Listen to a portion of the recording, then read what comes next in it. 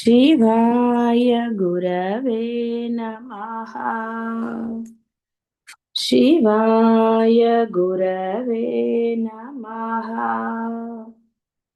शिवाय गुरवे नमः।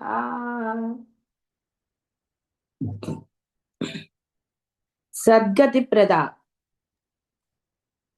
అమ్మ సర్వశక్తిమయి, సర్వ మంగళాలను ఆవిడ ప్రసాదిస్తుంది. అలాగే సద్గతిని కూడా ప్రసాదిస్తుంది. తన భక్తులకు ఇహమునందు సకల ఐశ్వర్యములను, పరమమునందు ఆ యొక్క అపవర్గము అంటే మరలా జన్మము లేని ఇది ఆవిడ అంటే జన్మ రాహిత్యాన్ని ప్రసాదిస్తుంది.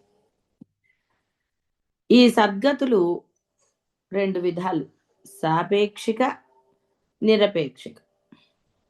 సాపేక్షితము అంటే తత్ ఉచిత కర్మాచరణంన పొందగోరు స్వర్గాదులు. ఇవి ధర్మంతో కూడినవి. నిరపేక్షితమనగా మానసిక పరిపాకమున దృఢతర బుద్ధి విశేషముచే కలుగును బ్రహ్మజ్ఞానం. ఇదే మోక్ష సంజ్ఞ. ఇట్టి సాపేక్షక నిరపేక్షముల రెండిటిని ప్రసాదింపగలదగుట పరమేశ్వరి సద్గతి ప్రద. అంటే మీకు ఇక్కడ బాహ్యంలో అవసరమైన ఐశ్వర్యాలనండి, ఇంకోటనండి, ఇవి ఆవిడ ఇవ్వగలుగుతుంది.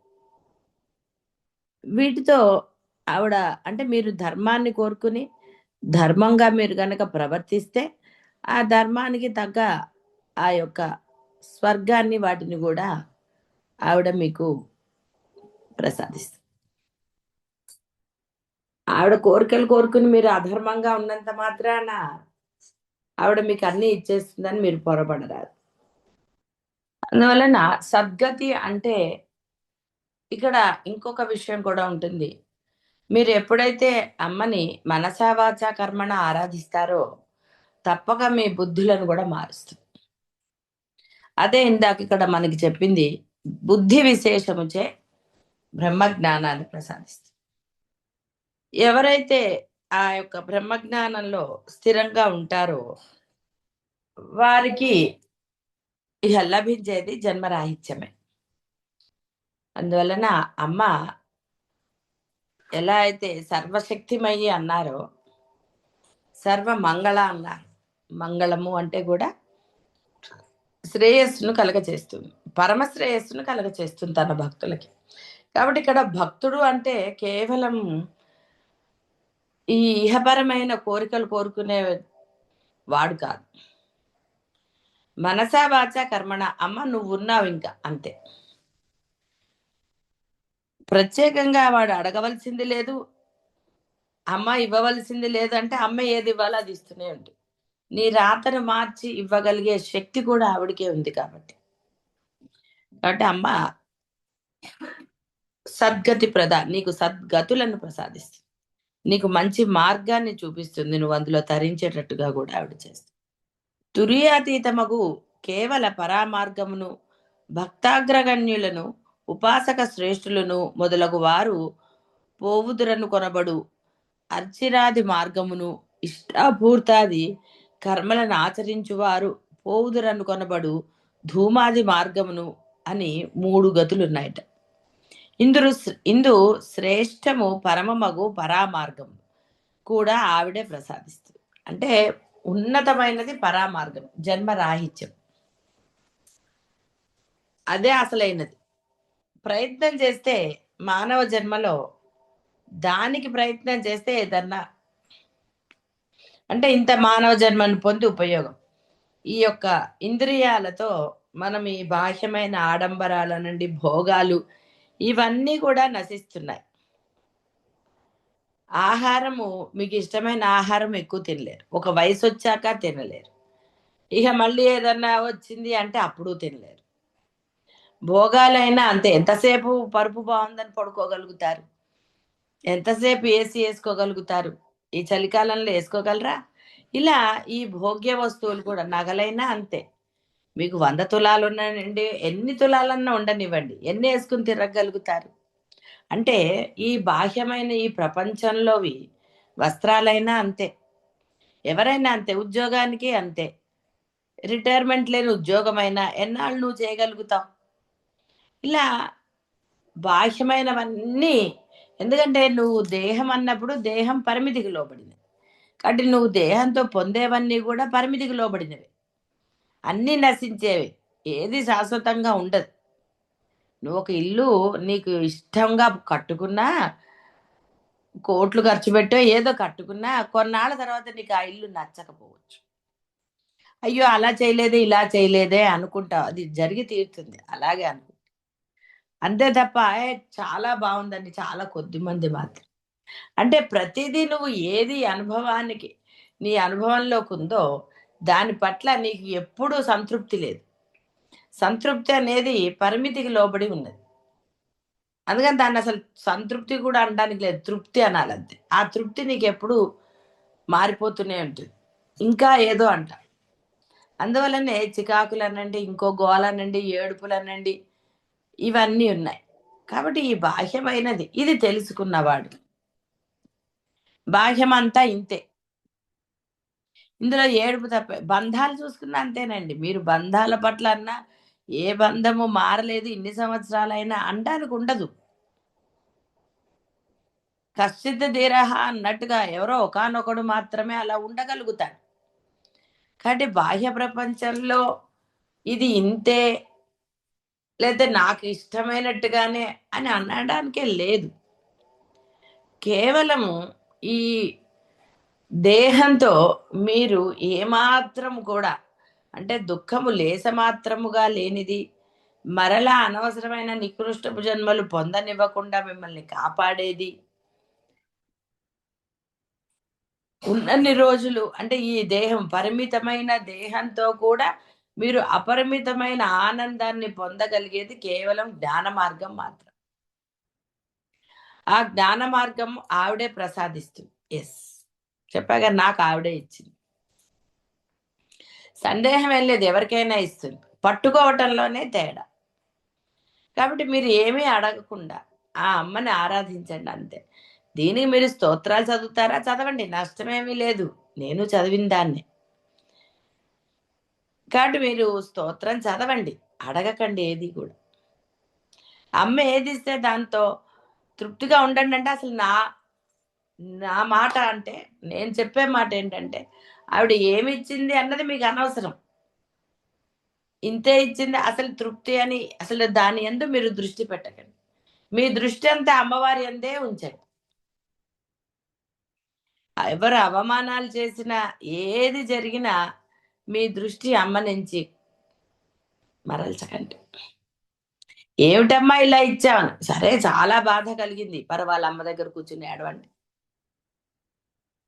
ఏమి డైలాగులు కొట్టక్కర్లేదు. అమ్మ బాధగా ఉంది. అందుకే నీ దగ్గర కూర్చున్నానమ్మా అని ఏడవండి. ఏమిటమ్మా నిన్ను నమ్మితే ఇలాంటి అవమానాలు చేస్తున్నావు. ఎన్నాళ్ళమ్మా నాకు ఈ అవమానాలు? ఏ జన్మలో చేశాను పాపం? ఇలాంటివన్నీ అక్కర్లేదండి. అమ్మున్నప్పుడు ఇవన్నీ ఎందుకసలు మనకి ఆ డైలాగ్. కాబట్టి జ్ఞాన మార్గాన్ని ఇస్తుంది. అంటే నీవు కష్టపడి దేనికి కష్టపడతావు? దానివల్ల నీకు అత్యంత ఉపయోగం అనుకున్న దాని గురించి. మరి ఈ దేహం అంటే కేవలము ఇన్ని 84,00,000 జీవరాశులన్నాడాయన. మానవ జన్మను గూడా పశువుతోటే పోల్చాడాయన విడిగా. కాకపోతే నువ్వు గనక ప్రయత్నం చేస్తే ఇన్ని జన్మలు పొందక్కర్లేదురా. హాయిగా ఇక్కడి నుంచి నువ్వు పరమానందంగా ఉండొచ్చు. ఇక నీకసలు ఎటువంటి నికృష్టపు జన్మలు లేవు. నువ్వు భ్రష్టుడవ్వడానికి అవకాశం. అన్ని అవకాశాలు ఆయనిచ్చాడు. ఆయన ఏది ఇవ్వకుండా అనట్లేదాయన. అన్నీ ఇచ్చాడు. అవకాశాలిచ్చాడు, తెలియజెప్పాడు, ప్రయత్నానికి సరిపడా అన్నీ, ఏ లోటు ఆయన చేయలేదు. కాబట్టి ఇక్కడ ఈ తురీయాతీతమకు కేవల పరామార్గాన్ని అంటే అది తప్పకుండా ఆవిడిస్తుంది. ఇచ్చి తీరుతుంది.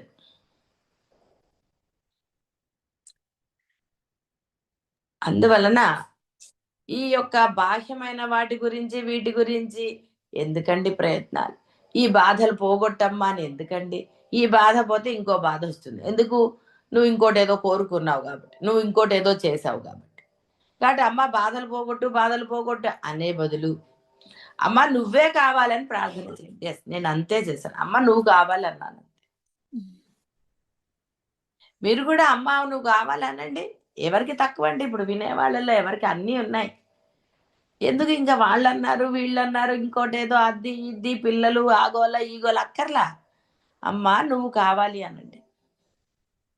ఎందుకంటే బాధ? వీళ్ళు అవమానం చేశారు, లేదా వాళ్ళు చూడలేదు వీళ్ళు చూడలేదు, ఇవి అవసరమా? అమ్మ మిమ్మల్ని చూస్తోందా లేదా చూసుకోండి. అమ్మ చూడాలి కానీ ఈ అంటే ఈ బాహ్య ప్రపంచంలో ఉన్న బంధాలు మనని చూడాలా?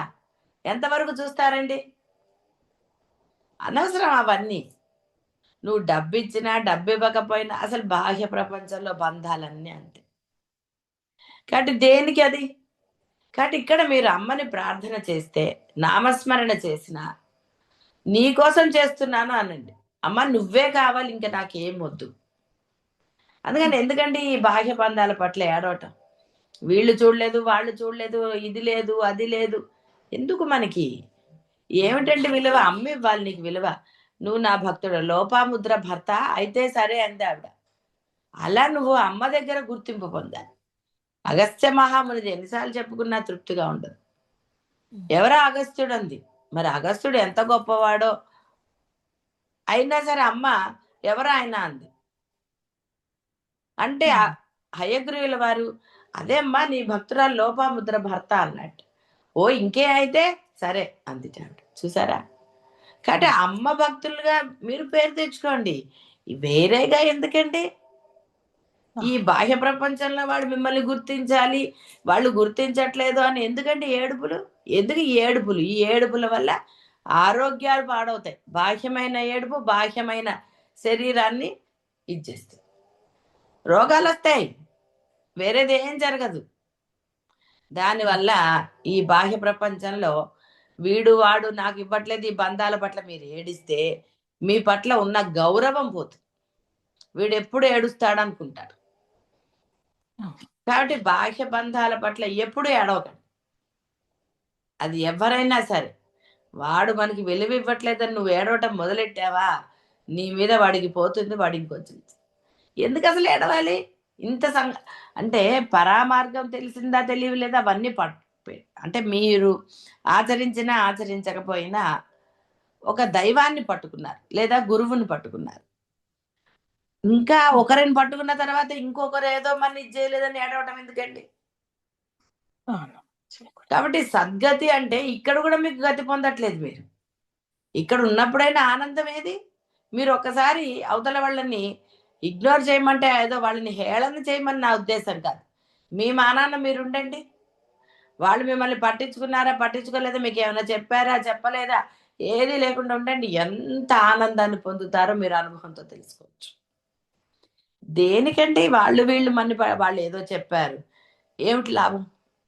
చెప్పలేదు, ఎంత హాయి. కాబట్టి మీరు అమ్మని అమ్మ నువ్వు కావాలి అంటే మీలో ఉన్న అయితే ఇవన్నీ కూడా మనం ఒకటే మాటలో చెప్పుకోవాలంటే ఉన్నది ఇద్దరే కదండి, మంచివాళ్ళు చెడ్డవాళ్ళు. ఈ లక్షణాలు వీళ్ళు ఈ బంధం నన్ను పట్టించుకోలేదు లేదా ఇంకోటి ఇంకోటి ఏదన్నా మీరు అంటే ఇవన్నీ చెడ్డ లక్షణాలు. మీరు బాహ్యమైన వాళ్ళ గురించి మీరు ఏది చేసినా, బాహ్యమైన వాళ్ళని మీరు ఇబ్బంది పెట్టినా అది అసుర లక్షణం. లేదా రావణాసురుడు చెడ్డవాడు ఎందుకు అయ్యాడు? అంత పరమ భక్తుడు. ఎందుకంటే హింస పెట్టాడు కాబట్టి. కాబట్టి ఎందుకండి వాళ్ళని వీళ్ళని ఏదో మనం అనటం కానీ ఇంకోటి కానీ? దేనికి? అధికారం ఉందనో డబ్బు ఉందనో ఏదో ఒక రకంగా ఎందుకు వారిని? కాబట్టి నీవు అలా చేసినవన్నీ ఆవిడ నోట్ చేస్తూనే ఉంటుంది. గుర్తుపెట్టుకోండి, ఒక చిన్నది కూడా ఆవిడ మర్చిపోదు. ఇక్కడ అనుభవింపజేస్తుంది, తర్వాత అనుభవింపజేస్తుందా ఏమిటి అనేది ఆవిడ లెక్క చెప్పటం కష్టం. అనుభవానికి వచ్చాక అప్పుడు ఏడ్చి ఏమిటండి? అప్పుడు దేనికి ఏడవటం? ఆ బుద్ధి ఏదో చక్కగా అవయవాలు పనిచేస్తున్నప్పుడే తెచ్చుకుని, ఎందుకంటే తెలియ చెప్తోంది, ఒరే నీ పాపం నువ్వు అనుభవించవలసిందేరా అని చెప్తోంది. జ్ఞాన మార్గం చెప్తోంది, ధర్మ మార్గం చెప్తోంది. హాయిగా ఆ ధర్మ మార్గంలో ప్రయాణిస్తే జ్ఞాన మార్గాన్ని తీసుకెళ్ళి ఆవిడే కూర్చోబెడుతున్నారు. అది మానేసి అధర్మంలో ప్రయాణిస్తూ తర్వాత ఏడ్చి ఏంటి ఉపయోగం? అనుకోవచ్చు మీరు వీళ్ళందరూ నాకు చేయకేం చేస్తారని. మీరు అలాంటివి ఇవి పెట్టుకోకండి. తీసుకెళ్ళి ఎక్కడన్నా పడేయచ్చు. అసలు వాళ్ళు చేసే అవకాశం కూడా వాళ్ళకి ఇవ్వకపోవచ్చు. ఏదైనా జరగచ్చండి. ప్రపంచంలో ఎన్నో చూస్తున్నారు. కాబట్టి ఇక్కడ అమ్మ శ్రేష్టమైన తురీయాతీతమగు అని చెప్పింది ఆవిడ. కాబట్టి ఇక్కడ అర్చనలు చేసేవాళ్ళు ఈ మార్గాలు ఆ మార్గాలు మీరు ఏదన్నా అనండి. వీటన్నిటికన్నా శ్రేష్టమైనది జ్ఞాన మార్గం అని మీకు కూడా తెలిసిందే. కాబట్టి ఆ సద్గతి పొందడానికి ప్రయత్నం చేయాలి కానీ ఇప్పుడు బ్రాండెడ్ ఎందుకు కొనుక్కుంటారండి? ఒక గొప్ప కోసం అనండి, ఎక్కువ రోజులు మన్నుతాయనండి, ఇంకోటనండి అభిప్రాయం. లేకపోతే మీరు 1000 రూపాయల షర్ట్ 100 రూపాయలకు కూడా దొరుకుతాయి. ఎందుకు కొనుక్కోవటం లేదు? స్టేటసా ఇంకోటా ఇంకోటా ఏదన్నా అనండి ఇలా. కాబట్టి ఇక్కడ మరి మీ స్టేటస్ ఏముండాలి? అమ్మ భక్తులని ఉండాలి. అమ్మ గుర్తించే స్టేటస్ మీకు ఉండాలి. అమ్మ గుర్తించని స్టేటస్తో మీకు ఏమిటి ఉపయోగం అండి? ఏమి ఉపయోగం లేదు, నశించేది. ఇప్పుడు అమ్మ గుర్తించని స్టేటస్ అంటే మీరు బాధలు పడుతున్నారు అంటే అర్థం అమ్మ మిమ్మల్ని గుర్తించలేదని అర్థం.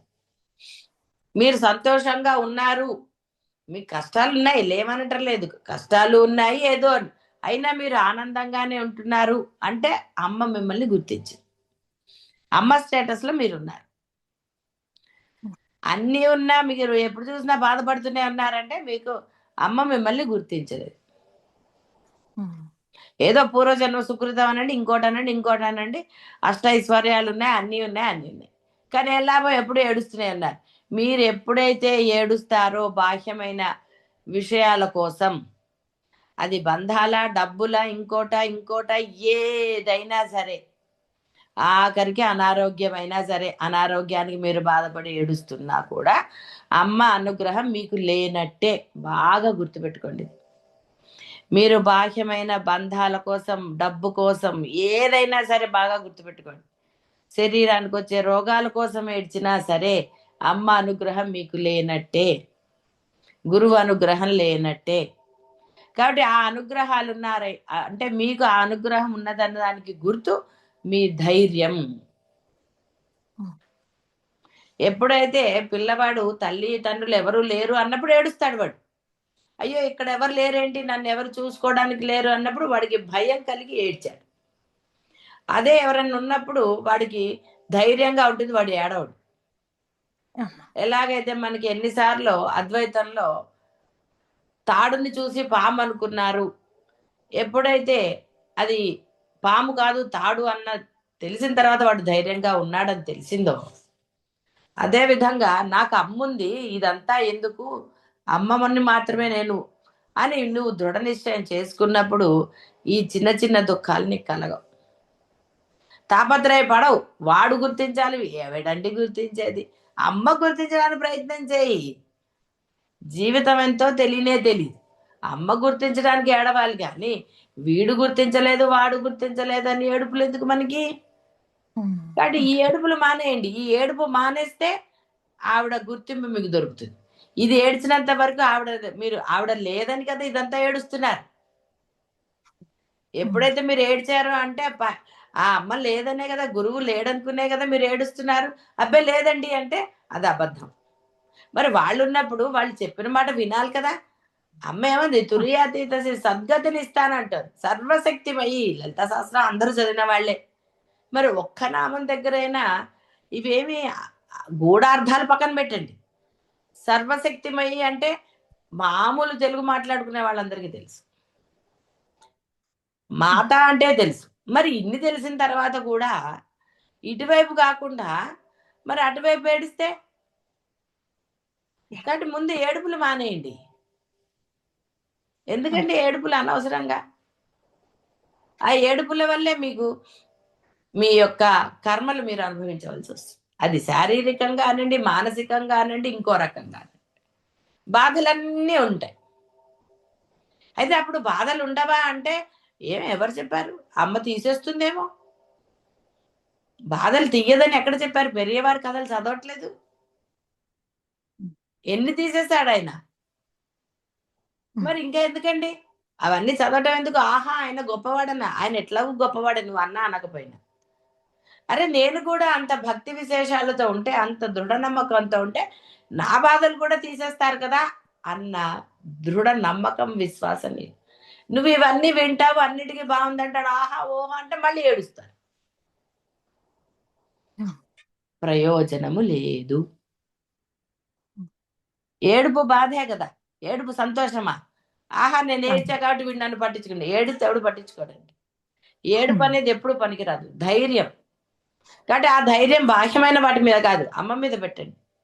మీరు నమ్మిన దైవం మీద పెట్టండి. నమ్మిన గురువు, మీకు గురువు ఉంటే గురువు మీద పెట్టుకోండి, కనపడతాడు కాబట్టి.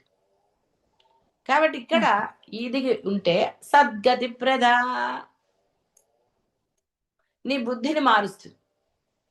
నువ్వు చెయ్యి, అనవసరమైన సమర్థింపులు ఇంకోటి ఇంకోటి చెప్పకు. నీ పనే అమ్మని ఆరాధించటం. అమ్మ నువ్వున్నావు అనుకో, ప్రతిసారి అదే తలుచుకో. క్రెడిట్ ఎప్పుడు ఆవిడకేవు. మొన్న చెప్పాను, ప్రతిదీ ఆవిడకేవు. బాధ కలిగింది ఎందుకు ఇచ్చిందో అమ్మ, ఏం పర్వాలేదు. సంతోషం, అమ్మ వల్ల నేను ఇవాళ ఇలా ఉన్నాను, అమ్మ వల్ల నాకు ప్రమోషన్ వచ్చింది, ఆ అమ్మ వల్ల ఇవాళ నేను ఇలా ఉన్నాను. ఇలా ప్రతి దానికి అమ్మని మీరు ఇచ్చేసి, లేదా మీ గురువు ఉంటే అప్పుడు ఇక మీకు దిగులే. కాబట్టి సద్గతి ప్రద, ఇన్ని లోకాలు ఉన్నాయి. పాతాళము, రసాతలము, మహాతలము, తలాతలము, సుతలము, వితలము, అతలము, భూతలము, ఒకదానికన్నా ఒకటి ఉత్తమమగుట భూలోక జననమే సద్గతి. అట్టి భూలోక జన్మ నీకు ఇస్తుంది అన్నారు చూడండి. ఇంతకన్నా ఏం కావాలండి ఈ భూలోకంలో. అంటే వాటన్నిటిలో ఎక్కడా కూడా నీకు జన్మరాహిత్యం లభించదు అని చెప్తారు. భూలోకంలో జన్మించినప్పుడు మాత్రమే నీకు ఆ యొక్క జన్మరాహిత్యం. ఈ ఈ లోకాల్లో కూడా పుట్టక్కర్లేదు. ఎంత బ్రహ్మాండంగా చెప్పారు. ఇంతకన్నా ఏం చెప్తారండి? ఇంకా ఏడుస్తారా? ఏడ్చుకోండి. ఇక మీకు సద్గతి ఎలా లభిస్తుంది? సద్గతి అంటే చనిపోయాక కాదండి, ఉన్నప్పుడు పొందేది సద్గతి. అది బాగా గుర్తుపెట్టుకోండి. ఉన్నప్పుడు ఏడిస్తే ఇక ఒక మూల అమ్మని పట్టుకునో, గురువుని పట్టుకునో ఇంకా ఏడిస్తే ఎందుకండి? వాళ్ళని పట్టుకుని వృధా అయిపోలేదు. బాగా గుర్తుపెట్టుకోండి. మీరు ఈ బాహ్యమైన ఏడుపులకి వీళ్ళేవో మంత్రాలు, తంత్రాలు చేసి అవతల వాళ్ళు మిమ్మల్ని గుర్తించేటట్టు, మీకు విలువిచ్చేటట్టు చేస్తారని భావించద్దు. అది కాదు మీరు కోరుకోవాల్సింది. నువ్వు ఎప్పుడైతే వీటిని గుర్తించకుండా వీరిని పట్టుకుంటావో వాళ్ళు విలువిచ్చేటట్ట, లేకపోతే ఇంకోట వాళ్ళు చేస్తారు. అంతేగాని నేను ఇంత ప్రార్థన చేసినా వీడు నాకు విలువ ఇవ్వలేదు, వీళ్ళు ఇది చేయలేదు, అది చేయలేదు, వీళ్ళని పట్టుకోవడం వేస్ట్ అంటే నువ్వు వేస్ట్ అయిపోతావు. అమ్మని పట్టుకుని ఇంకా ఇవే ఇలా చేస్తే ఎలాగా?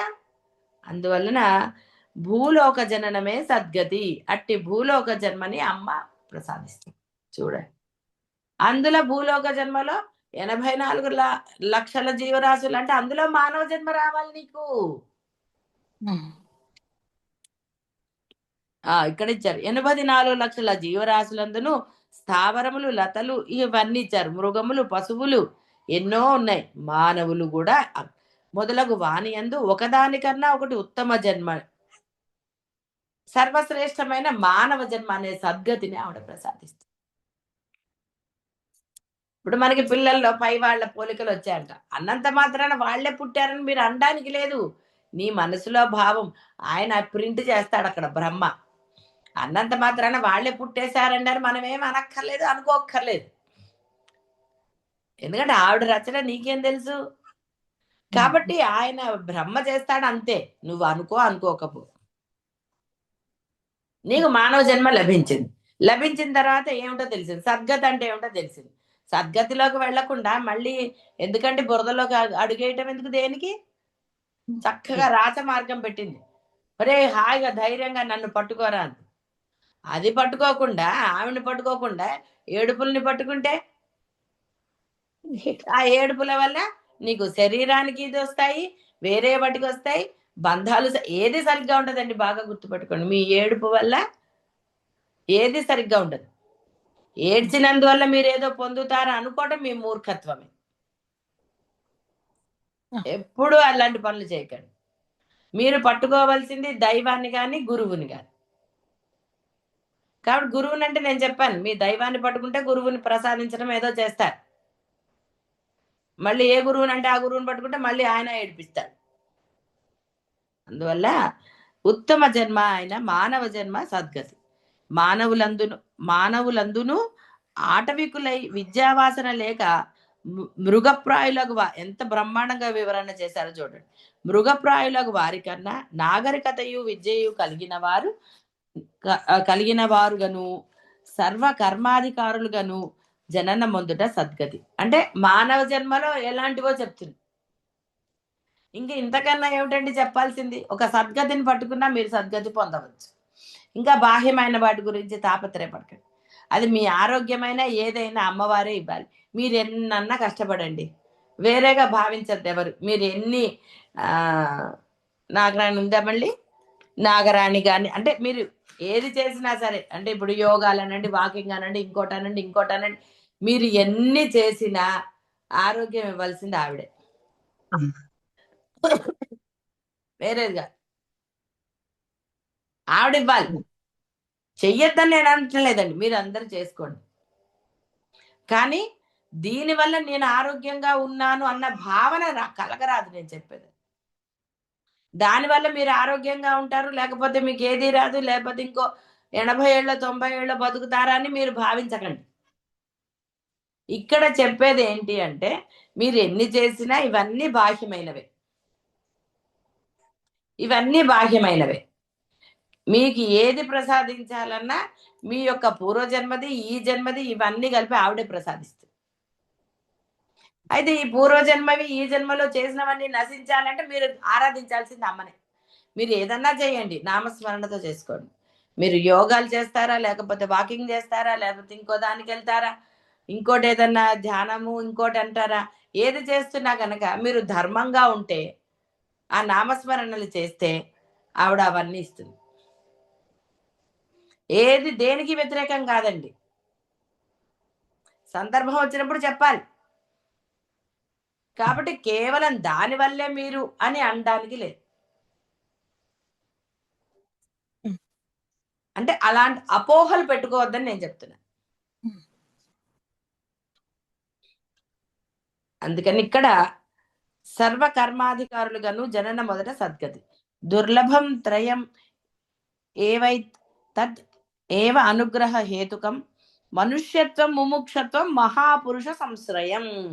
వీటన్నిటినీ సముచిత రీతి ప్రసాదించినది అమ్మ కాబట్టి సద్గతి ప్రదా. చూసారా, దుర్లభం అంటే ఇక్కడ చెప్పరు కదా, ఈ జన్మలన్నీ కూడా చాలా ఈజీగా లభిస్తాయి. వేరే జన్మలని మానవ జన్మ కూడా లభించవచ్చు. కానీ ఆ మానవ జన్మలో నీకు ఈ జ్ఞానం కలగటం అనేది, తెలియటం అనేది మొదట తెలియాలి.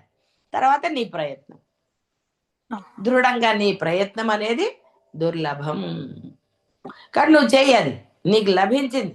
ఈ 3 లభించే ఏది శ్రేష్టమైన మానవ జన్మ లభించింది. తర్వాత ఈ సద్గతి అంటే ఏమిటో తెలిసింది, ఉన్నదేమిటో అన్ని తెలిసాయి కదా. ఆ తర్వాత నీ ప్రయత్నానికి కూడా ఆవిడ సహకరిస్తుంది. పురుషం అంటే ఆ ప్రయత్నం చేసే అవకాశం నీకు ఇస్తోంది. ఇవి లభించే దుర్లభం త్రయమేవ ఏతత్. మరి ఇంత చక్కగా ఇచ్చినప్పుడు దుర్లభమైనవి నీకు లభించాయి. చాలా మందికి ఇవన్నీ లభించవు. డబ్బున్నా, ఆరోగ్యం ఉన్నా, ఏదున్నా ఇవి లభించవు. ఏదో బాహ్య ప్రపంచంలో అటు ఇటు ఇంకా ఏవేవో అని తిరుగుతూ ఉంటారు, ఇంకా ఏదో పొందాలి అని. మరి అప్పుడు రమణ మహర్షి చేసింది ఎలాగా, ఆయన కదలకుండా కూర్చుంటే భగవాన్ అన్నారే, పెరియవారు తిరిగారు, ఆయన్ని భగవాన్ అన్నారే, నడిచే దేవుడని. ఎందుకు? పీఠాధిపతిని చూపించారు, ఈయనని ఇలా బ్రహ్మం, ఇద్దరు బ్రహ్మములే. కానీ తిరిగినా అవ్వచ్చు, ఇలా కూడా అవ్వచ్చు. కానీ నువ్వెలాగా, నువ్వు తిరిగితే అవుతావా? అది గుర్తుపెట్టు. ఆయనలాగా తిరగగలవా? ఈలాగా మౌనంగా ఉండగలిగే శక్తి నీకుంది. తిరిగితే నీ మనసు పాడవకుండా ఉంటుంది, అది ఇది అనడానికి లేదు. నీ శరీరం అలసిపోతుంది, నీ శరీరానికి ఏదో జరుగుతుంది డెఫినెట్ గా. ఎందుకంటే ఆయనకున్న మనస్సు, ఆ దృఢత్వం, పరమేశ్వరుడు ఉన్నాడు. బియ్యపు గింజ లేదని మేనేజర్ అంటుంటే నువ్వా అందరినీ పోషించేది, కంగారు లేదన్నాడు. అంటే ఆయనకు ఎంత దృఢ విశ్వాసం ఆయన పూజించే ఆ యొక్క పరమేశ్వరుడి మీద. కాబట్టి ఆయన నడిచే దేవుడు అన్నారు. మరి రాలేదు అన్ని. అలా ఎన్నో పెరిగేవారు కదా. ఇది ఇక్కడ పెరిగేవారి కథలో మనం తెలుసుకోవాల్సింది ఆయన పీఠాధిపతి అన్నది ఎంత సత్యమో, ఆయన యొక్క ఆ దృఢత్వం పరమేశ్వరుడు మీద. ఆయన ఏమి ఒట్టొట్టుగా చేసేయలేదు. ఇలా పూజలో కూడా ఎన్ని ధర్మాలు పాటించారు ఆయన. కాబట్టి ఇక్కడ అది మీకు కష్టమైనప్పుడు హాయిగా రమణ మహర్షిలాగా ఏమి లేదు, సుమ్మయిరు. 2 చేయను అంటే ఇంకా అంతే. 84 లక్షల్లో ఒక్క జన్మ తీసేయాలండి. లెక్కలు కష్టం నాకు, మీరు తీసుకోండి. 84 లక్షల్లో మానవ జన్మ తీసేస్తే మిగతావన్నీ 84 లక్షలు -1. అందువల్ల అమ్మ చెప్పారు. కాబట్టి అమ్మ సద్గతులను ప్రసాదిస్తుంది. కొంతమంది దీన్ని ముందర దానితోటి కలిపి అసద్గతి ప్రద అని కూడా అంటారట. ఎందుకండి మంచి అర్థం అంటే అది కూడా మంచిది అనే చెప్తున్నారు. కాబట్టి మీకు మరి చేసినప్పుడు అసద్గతులను కూడా ఆవిడ ప్రసాదించి తీర్చుంది కదా. అందువల్ల ఇక్కడ సద్గతి ప్రదకి వాళ్ళ సమయం అంతా మనం వినియోగించాం. అంటే దాని యొక్క దృఢత్వాన్ని తెలుసుకోండి సద్గతులు అంటే. అందువల్ల అందరూ కూడా ఆ సద్గతి పొందడానికే ప్రయత్నం చేయండి. ఈ బాహ్యమైన ఏడుపులు ఏడ్చినన్నాళ్ళు ఏడ్చారండి, ఇంకా ఎందుకండి. అమ్మ తెలిసింది, అసలంటూ ఏమిటో తెలిసింది. తెలిసిన తర్వాత కూడా ఎందుకండి ఏడవటం. పిల్లవాడిని మీరు అనరా, ఏమిట్రా ఇచ్చిన తర్వాత కూడా ఏడుస్తావు, ఇంకా వీడు అంతేనండి ఎప్పుడు ఏడుస్తూనే ఉంటాడు వీడింతే అని. అమ్మ కూడా అలా అనుకునేటట్టుగా మీరు చేసుకోకండి. చాలు ఏడ్చిన ఏడుపులు, దేనికి ఇంకా ఏడుపు. హాయిగా సంతోషంగా ఉండరా అని చెప్తుంటే, కాదు నాకు ఇంకా అది ఇది వీడు గుర్తించలేదు, వాడు గుర్తించలేదు, లేదా నాకు విలువలేదు. విలువలేదని నువ్వు ఏడుస్తున్నావంటే ఎందుకండి, ఇంకా వాళ్ళు ఎందుకు ఇస్తారు. అందువల్ల ఇలాంటివన్నీ మానేయండి. అమ్మ మీకు విలువ ఇచ్చిందా లేదా చూసుకోండి. అమ్మ అనుగ్రహము, గురువు అనుగ్రహము మీకు ఉందా లేదా అనేదే పాయింట్. దాని గురించి ప్రయత్నం చేయండి. అది మీకు సద్గతులను ప్రసాదించి తీరుతుంది, అందులో సందేహం లేదు, ఏమాత్రం సందేహం లేదు. కాబట్టి అందరికీ ఆ సద్గతులు లభించాలని శుభం భూయాత్.